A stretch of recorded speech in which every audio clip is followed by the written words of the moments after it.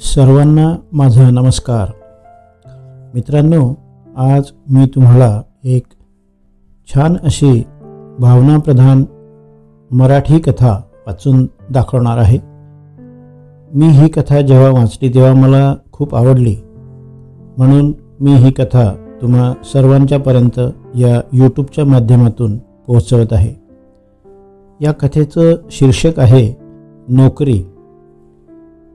मित्रांनो, माझं हे कथा वाचन तुम्हाला आवडल्यास लाईक करा, तुमच्या मित्रांना नातेवाईकांना जरूर शेअर करा आणि माझं हे यूट्यूब चॅनल तुम्ही अजूनही सबस्क्राईब केलेलं नसेल तर आता जरूर सबस्क्राईब करा ही विनंती.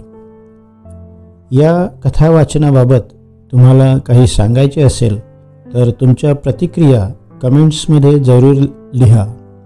तुमच्या प्रतिक्रिया कमेंट्स वाचायला मला नक्की आवडेल. मित्रांनो, आता ऐका ही कथा जिचं शीर्षक आहे नोकरी. दरवाजा अर्धवट उघडाच होता. आत ऑफिसमध्ये प्रचंड शांतता होती. फक्त जमिनीवर टेकवणारा एका जुन्या छडीचा टक टक आवाज येत होता. रिसेप्शनवर बसलेल्या मुलीने वर पाहिलं तर दारात एक वृद्ध माणूस उभा होता. पांढरे केस, जुना फाटका सदरा आणि हातात निळ्या रंगाचे प्लास्टिक फोल्डर, कदाचित त्यात बायोडाटा असावा. तो हळूहळू आत आला. जणू प्रत्येक पाऊल उचलताना त्याला वेदना होत होत्या. मुलीने विचारलं, आपण कोण?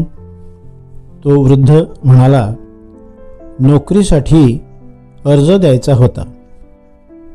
आणि त्या एका वाक्याने संपूर्ण ऑफिस शांत झालं.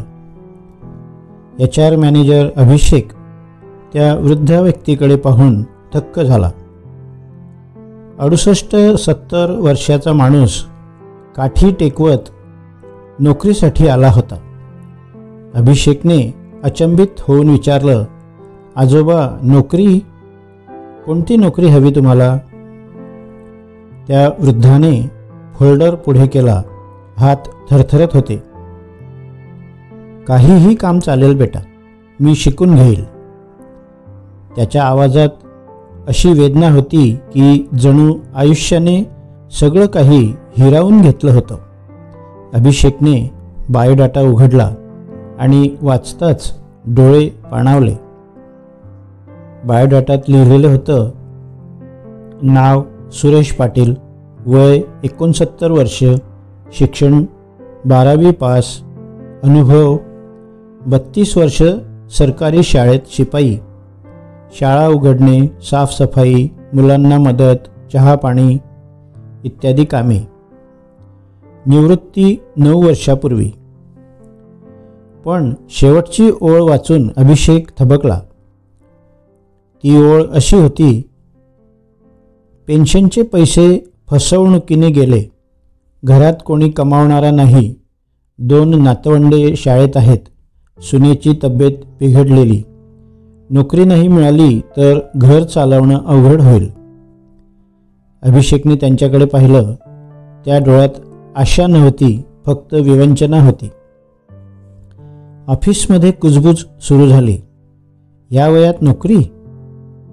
आता काम करून काय करणार? चॅरिटी थोडी चालली इथे. पण अभिषेकच्या डोळ्यासमोर त्याच्या वडिलांचा चेहरा आला. जर माझ्या बाबांवर कधी अशी वेळ आली तर? त्याचं मन ढवळून निघालं. तो म्हणाला, आजोबा बसा ना, थोडा इंटरव्ह्यू घेऊया. तो वृद्ध थोडा गोंधळला. बेटा, इंटरव्ह्यू नको, फक्त काम दे.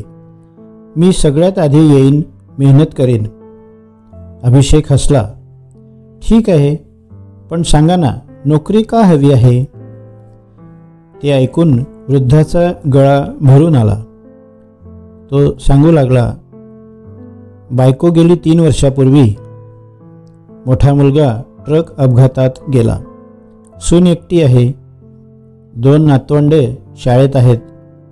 पेन्शन लहान भावाने फसवून घेतली. केस चालू आहे, पण न्याय कुठे इतक्या लवकर मिळतो.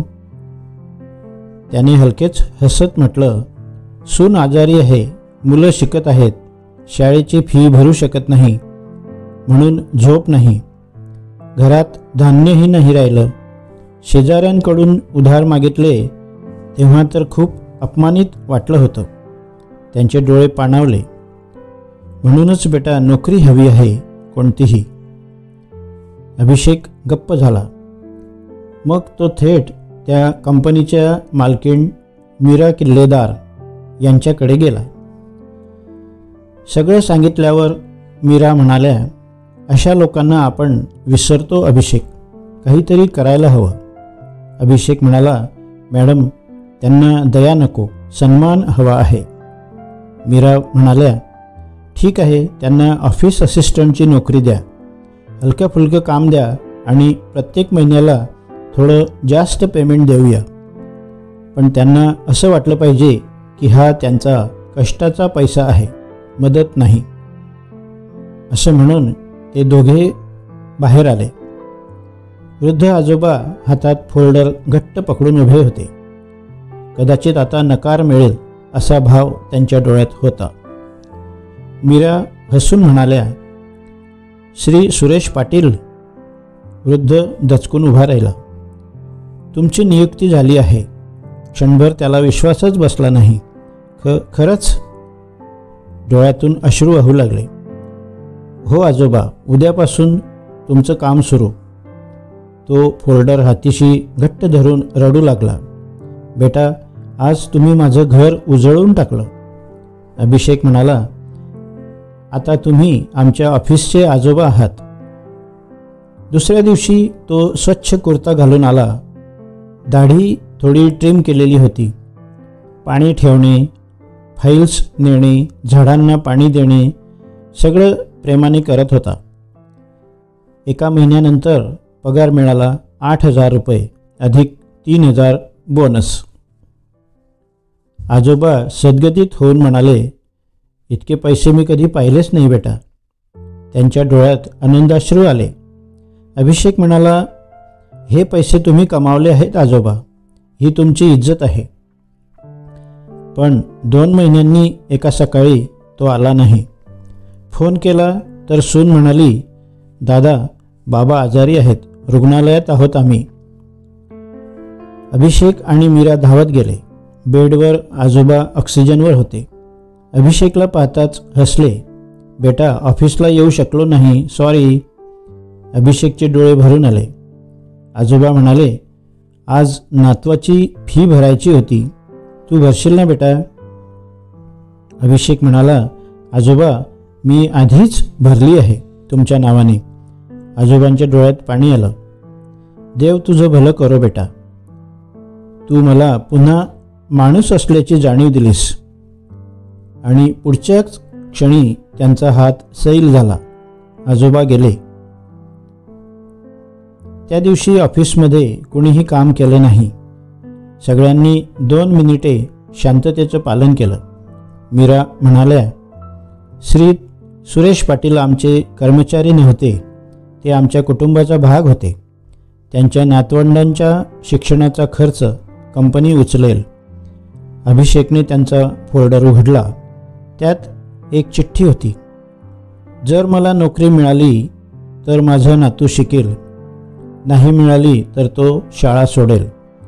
माझी एकच इच्छा, तो माझ्यापेक्षा चांगला माणूस बनव. अभिषेकच्या डोळ्यात पाणी आलं. तो म्हणाला, आजोबा, तुमचा नातू नक्कीच काहीतरी मोठं करेल. कंपनीने त्यांच्या नावाने शिष्यवृत्ती सुरू केली. सुरेश पाटील स्मृती शिष्यवृत्ती. अनेक गरीब मुलांची फी त्या निधीतून भरली जाऊ लागली. काही लोक बायोडाटामध्ये कौशल्य लिहितात, पण त्या आजोबांनी माणुसकी लिहिली होती. कारण कधीकधी नोकरी म्हणजे फक्त पोट भरणं नसतं, ती एखाद्या घराची आशा, एखाद्या नातवाचं भविष्य आणि एका वृद्ध बापाची इज्जत असते. आणि सुरेश आजोबा शेवटपर्यंत इज्जतीने जगले. आज तुम्हीही कोणाच्या आयुष्यात अभिषेक आणि मीरा होऊ शकता का? धन्यवाद. नमस्कार.